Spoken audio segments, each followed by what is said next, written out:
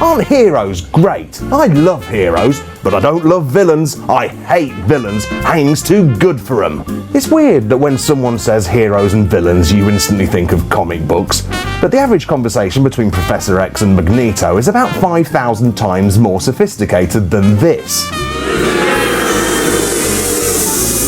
We've all got this instinct to split the world into good versus evil.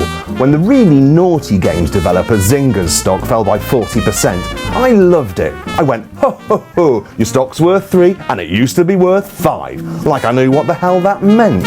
Having heroes and villains is the best way of building strong and completely baseless opinions, and that unquenchable villain rage feels good. So I'm gonna sit here and shout at the world like it's a big bloody pantomime.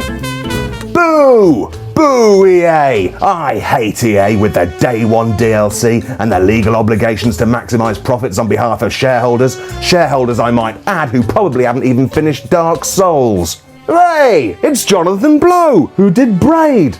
I love Jonathan Blow. His educated creativity, eloquence, and inability to be happy about his success makes him a tragic kind of hero. Boo! Ubisoft! I hate Ubisoft with their money in their pockets walking down the street. Boo! Trying to distract us from how evil they are by making Watch Dogs, Assassin's Creed 3, Far Cry 3, Rayman Origins. You don't fool me. It's classic distraction while you're doing something evil under the desk. Also, where's Beyond Good and Evil 2? You won't say because you're evil. Hooray! It's Fez creator Phil Fish, who spent years of his life making a brilliant game. With his passionate and sometimes uncomfortably honest. Wait. Apparently you're not as humble and grateful as indie devs should be. So boo! Boo Phil Fish for not being meek and thankful. And make another game for God's sake, we've finished that one. Boo Activision, with your annual shooters and your movie tie-ins that lack the ambition of Dishonored and Bioshock Infinite. Why don't you try making a game of a worthwhile movie? Something emotional. Something that really speaks to beautiful, sensitive gamers like me. I deserve the very best because I am wonderful.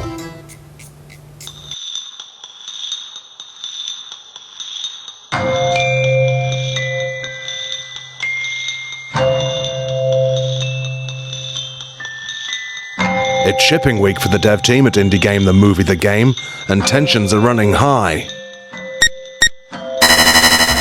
I make games because I just want to rip myself open and let people look inside me. You know, like that guy did, with his bum. You never forget your first pixel.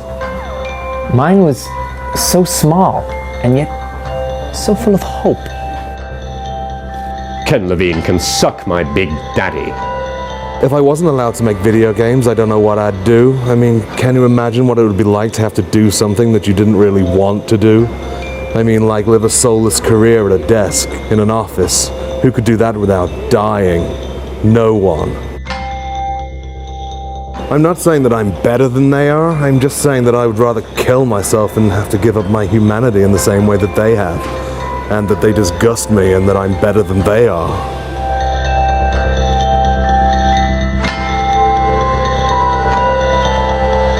You know, Dig Dug, I used to think that they were having sex.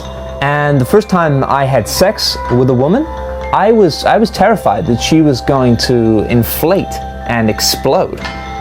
And I'd be left there underground on my own for the rest of my life. And that's what I try to get across in my games. Randy Pitchford, I'd rather shit shuriken.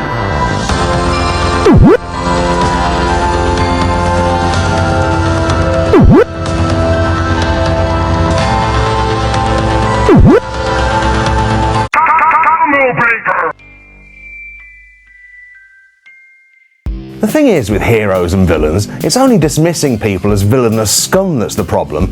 Having heroes is actually quite nice, and indie development does seem to be full of brilliant and inspiring people. They all reignite that dusty, forgotten idea that maybe I could make a game if I was just a little bit better at everything. Games like Dust and Elysian Tale and The Dishwasher Vampire Smile were each made by one person. I'm one person. Look what I'm doing. What is this? Even Super Meat Boy, which grew from a flash game on Newgrounds to a best-selling XBLA title, feels plausible.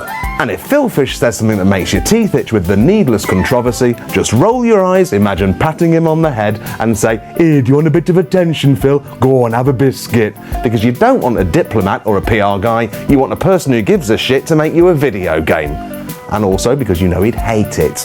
You want to know what indie devs say when they've gone evil? It's not what Fish said, not Japanese games suck. An evil indie dev says, "Sorry, we're not ready to talk about multiplayer modes yet." And anyway, there's a new weapon in the non-existent pantomime battle between good and evil. Kickstarter!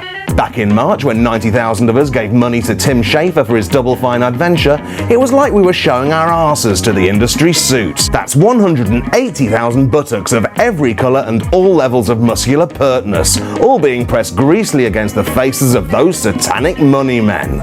But once you lose the inspirational heroic figures of cuddly Tim Schafer or that crying old woman on the school bus, you start having to assess these projects on their merits, and that's never going to give you a righteous feel-good boner.